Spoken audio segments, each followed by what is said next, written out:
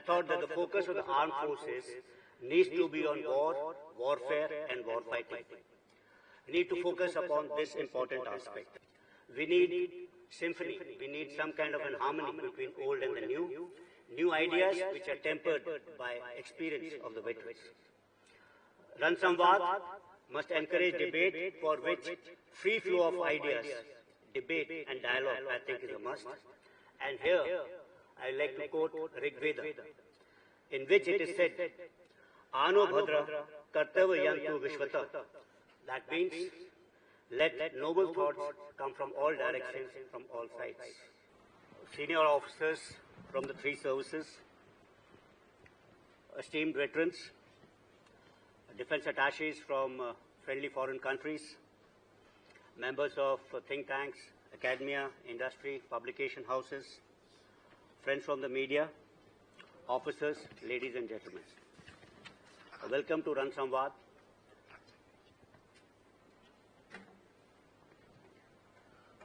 Conversations on War, its very first edition.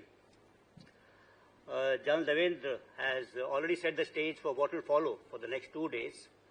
What I will do is I'll try and explain the need for Ran Sambad, why we are holding this particular seminar. The idea for Ran Sambad was based on my observation and experience for the past almost 2 years, and it essentially stems from three major facts.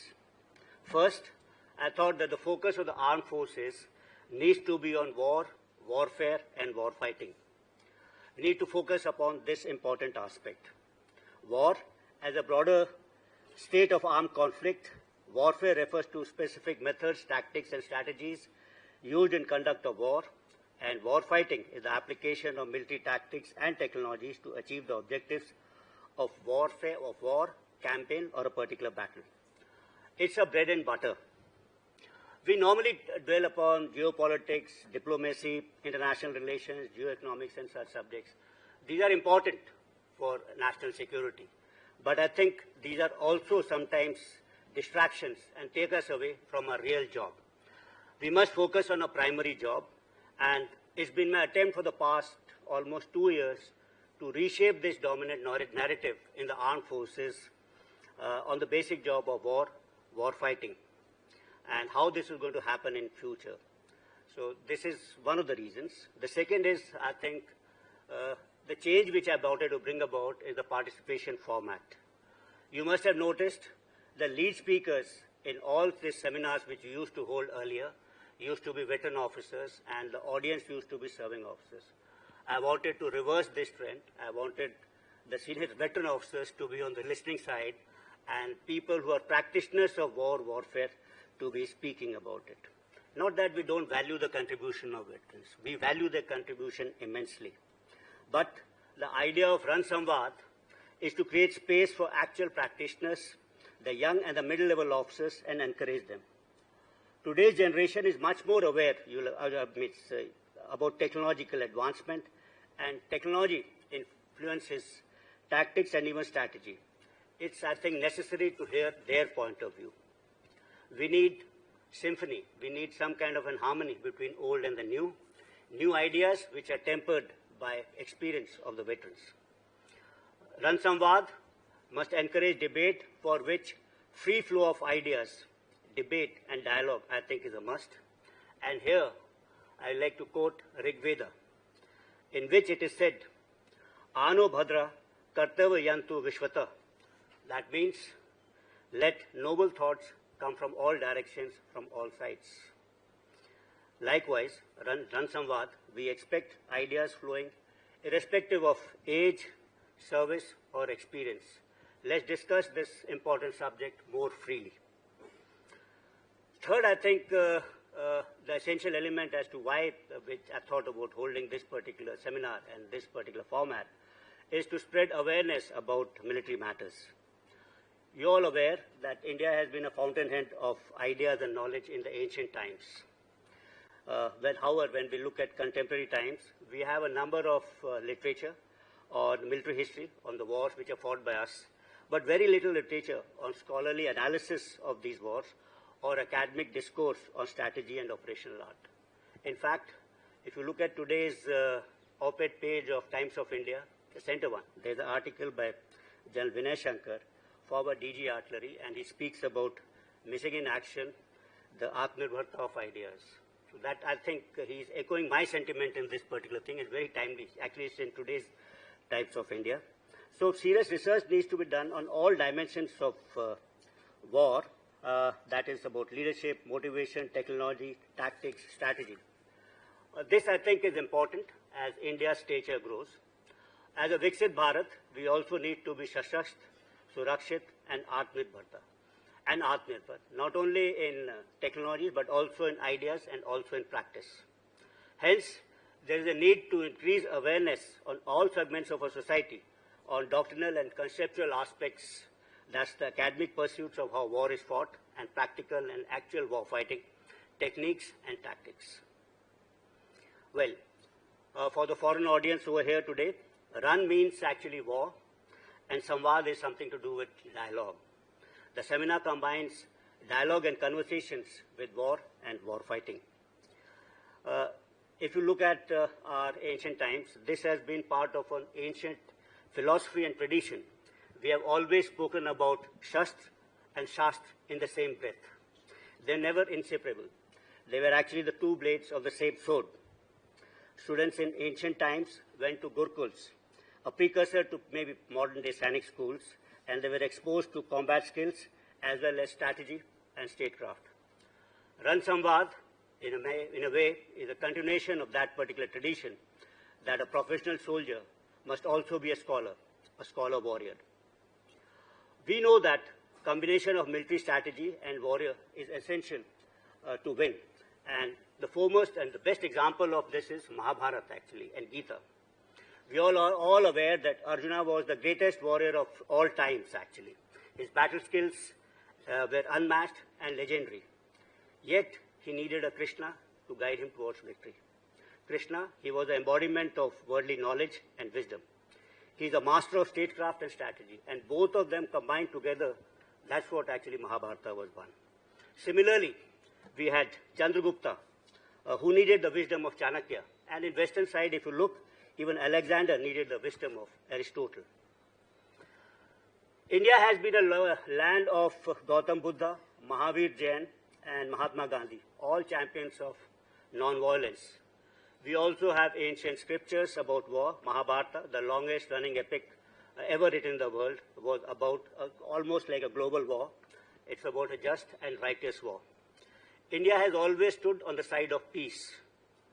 We are a peace-loving nation. But don't mistake, we cannot be pacifists. I think peace without power is utopian. And over here, I like to quote a Latin quote which goes like this: "Si vis pacem para bellium," which translates, if you want peace, prepare for war. This is also aptly captured in the poem of Ramdhari Singh Dinkar, that's Shakti and Shaba, in which he says that Shama Shobhti us bhujan ko jiske paas garal ho, uska kya jo danthin vishrahit vineet saral ho. Shahanshilta daya Shaba ko tabhi पूछता जग है, बल का दर्प चमकता जब उसके पीछे जगमग है. I think this is very important. As regard the theme of today's seminar for this inaugural session of Ran Sambad, we have impact of technology in warfare. In Arthashastra, Kautilya or Chanakya speaks about Shakti, Utsaha and Yukti, that is strength, motivation and strategy, as essentials for victory. Technology today actually enhances all these three, Shakti, Utsaha as well as Yukti. In contemporary times, the impact of technology is multidimensional, outpacing the human ability to comprehend and anticipate. It is, as this is just a keynote address and there are full 2 days of things to follow, I will not be talking about technology. Much has been said actually, and the pace has been said by Devendra Sharma, GOCNC RTRAC. Maybe I'll talk about my impressions of technology and how it's influencing warfare towards my concluding remarks. I hope this particular seminar, apart from technology, will also focus upon what kind of wars will happen in future, the background for this. And in my view, there are 4 essential trends which I foresee. Maybe we can debate upon this. First is, I think, there is an increased propensity amongst nations and governments to use force, actually. And this is happening because political objectives today can be achieved by short duration conflicts. The second thing is precision strikes can cause, they create very little collateral damage, and hence the cost of war for nations is less. So hence there is a propensity to use force. And then there exists a mechanism of escalation control. So escalation control as a term wasn't existing a couple of years back. So this is there, and hence there's an increasing propensity to use force for attainment of political objectives. The second trend which I see is lack of distinction between war and peace. This particular era, which we knew in the past of declared wars, I think that's all over. Contemporary warfare today is a kind of a continuum of 5 C's, which I call as competition, crisis, confrontation, conflict, and combat, combat being war. The third important thing is, I think, importance of people. That is, a modern state, if you look at a modern state, it comprises of 3 essential elements. One is territory, then the ideology of the state, and lastly is the people who comprise that particular state. In the past wars, because of territory and ideology, people were sacrificed, soldiers were sacrificed on the altar of these particular two. But today, I think people have gained this importance, and you would have seen that in recent conflicts, that nations pay importance to people. Each and every single man is important. The fourth important trend I think we can debate is the matrices of victory. And how do we perceive victory? This also, I think, is changing. In the past, matrices of victory probably were defined by losses inflicted in terms of men and equipment on the adversary. It could be defined in terms of prisoners of war captured. In 1971, we had this 95,000 Pakistanis captured. We could be about loss of territory or gain of territory, or loss of strategic assets or of national symbols, like Queen Elizabeth in World War II, a big ship that are lost. But in today's warfare, probably the new matrices of warfare or victory are the speed and tempo of operations. That could be one. Effects of long-range precision strikes, including PSDA. I think that their impact is getting more and more important. The impact is physical as well as psychological. And the third important matrix of victory, which I think is display of sophistication and superiority in all domains to the adversary. So that will lead you towards achievement of understanding of this particular victory. And maybe, even superior narrative actually. Since it's about notion of victory, then probably narrative building also becomes important. And it's the job of armed forces, I think, to create facts on ground. And it's based on these facts that narratives can be created.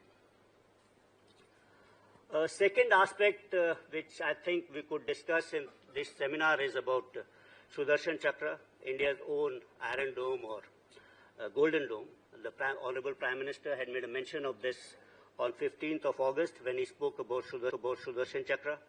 That will enhance India's strategic defense, and he said that he expects it to be rolled out by 2035. Over here, I think the aim is to develop an readiness system to protect India's strategic, civilian, and nationally important sites. And it will act both as a shield as well as a sword. It will entail development of robust infrastructure and processes for detection, acquisition, neutralization of enemy's air vectors, including using soft skill and hard skill, both kinetic and direct energy weapons. In fact, 2 or 3 days back, you would have heard about DRDO testing a particular integrated system in which there were QR-SAMs, V-Sharrods, and 5 kilowatt lasers, actually. They were all getting combined into one.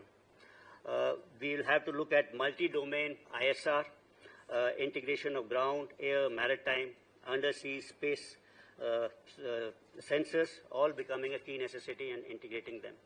A colossal amount of integration will be required as multiple fields will need to be networked to provide a very fused picture to us.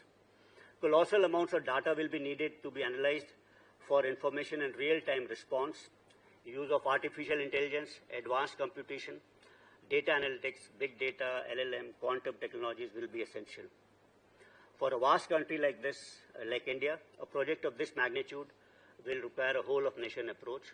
But like always, I'm very sure Indians will do it at a minimal and a very affordable cost to us. When we talk about future warfare, I think sometimes there is a misapprehension in segments of the media that probably we have all assembled here to discuss about Operation Sindoor. Well, let me clarify this. Operation Sindoor was a modern conflict from which we learned a number of lessons, and most of them are under implementation. Some have been implemented. The operation is still on. We are not here to discuss Operation Sindoor. We are here to discuss something beyond Operation Sindoor. So we are about to discuss about future warfare. How will they happen? This kind of thing is being held in it's a kind of an academic debate, and it's agnostic of any kind of an adversary. Adversary could be anyone. And it can be taken as part of our understanding, part of our preparation for being prepared for future warfare.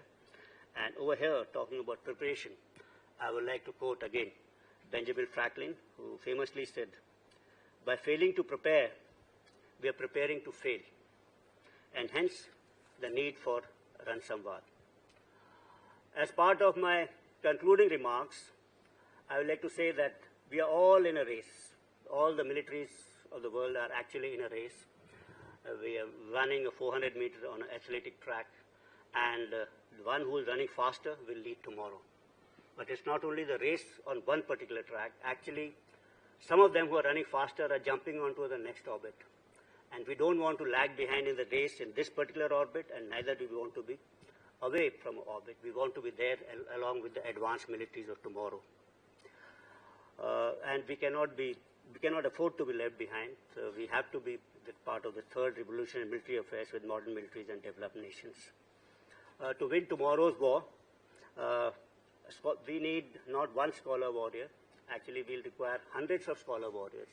Hundreds of warriors, and we don't need one Chandragupta, one Ashoka, or one Shivaji, hundreds of them. And there is no escaping that. Shastra and Shastra, they all have to be studied together.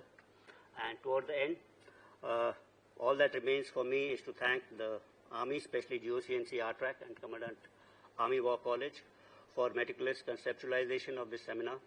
I look forward to a meaningful discussion and a detailed report of the seminar. I'll be here for the next 2 days, formally and informally, to continue forward these discussions. Thank you, ladies and gentlemen.